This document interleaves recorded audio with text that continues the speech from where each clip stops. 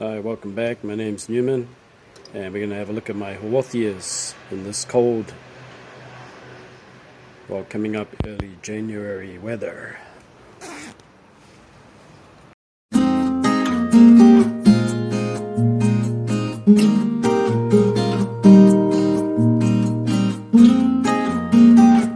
Hi, welcome back. I've just popped the lid off, so here we go. Put my hand there for size. These are my Haworthia. I'm pretty sure this one is Arachnoides or something like that. Here are the flowers for winter. This is when they start growing. So I keep them slightly moist, and that's about it. Probably water them every 2 to 3 weeks. Attenuata, I think. We had a winter where the center of, you can see here, we still got some evidence here of 2 or 3 years ago. I got down past -5 at night. We had a winter there that it was -10. It got to -10 for 1 or 2 nights, and the core of it had succumbed to the cold. So I took cuttings and I grew some more, so I got 2 more plants out of it.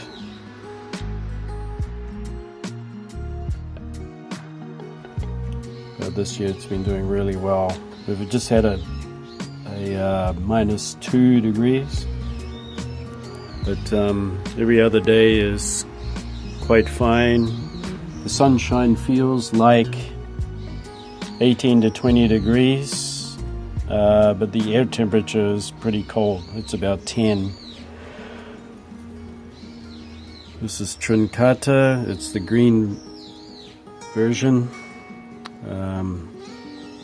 I bought it as a plant that had these offsets, and these offsets have actually grown bigger over the last year.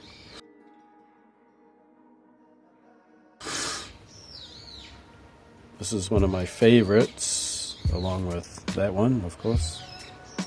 Got a bit of a injury there from the lid when I put it on. I love this one because they look like crystals, twinkling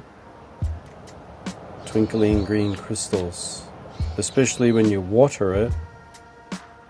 All these little windows in the top really start to shine. And over here I got another bunch, and I got more downstairs to give away. Here's another Haworthia. I was going to repot it, but I checked the root system and it's doing fine. And once again, plenty of blooms.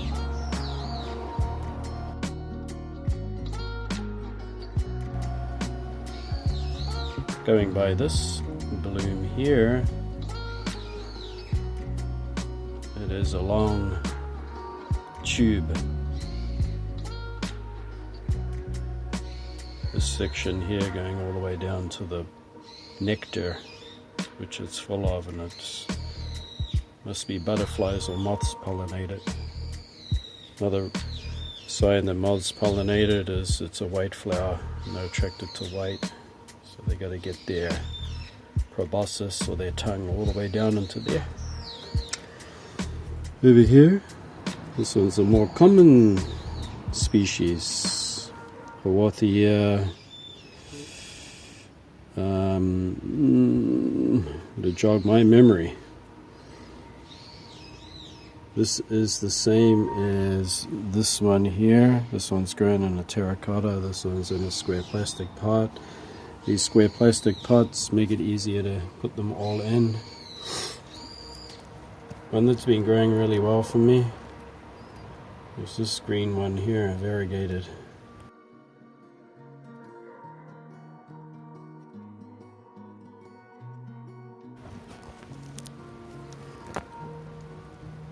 Look at that. Finally those offsets are actually grown into a clump. Finally. It took years and years for it to clump. This one here is one of my favorite clump forming Haworthias. I had hurdles and hurdles of it, and I became addicted to it, and I just wanted to grow more and more and more, and I don't need any more. You know, if it comes to the worst and the cold gets to it, I can always take pieces off it and regrow it again, so no problem. And this is the whole collection here. In this tray, this is the same kind of lining you use to put in your windscreen to reflect the sunshine off it. It comes in tubes that are about 1.5 meters by 30 centimeters. That's the diameter of it, rolled up into several meters. For pretty cheap. It's in the Daiso shop. So the other side is like that, right? It's thin sponge, and then I put the reflecting side in like that. It's to insulate so the cold doesn't come up. And then we have the lid here, and the lid I doubled up on, so I put 2 lids in, and I put this thick polythene that's used for making for covering small fixtures, maybe small sheds or shelters for bicycles or cars or something like that. And you buy this, it's got that nylon interwoven into it to strengthen it, and I put it around the diameter of this to insulate it more.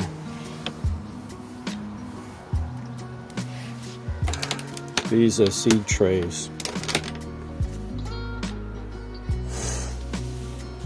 The reason why I did that is because we had one winter where I said it went to -10, and that's when this one got some cold damage. All the other ones were fine, all the other species here, they didn't get affected, but this one was the most sensitive to cold.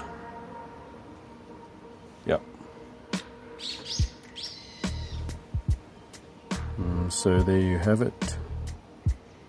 I gave you some useful hints on how to grow your Haworthias outdoors in those extreme cold temperatures. Every morning they get about 2 hours of morning sun, which is soft, ambient, direct sunlight, which doesn't, it's just warm. And then the rest of the day is shade. And they are up off the ground, about 1 meter up off the ground. Thanks for watching, and don't forget that looking after your plants is not a chore, it's part of your self-care. And until next time, see you later, bye.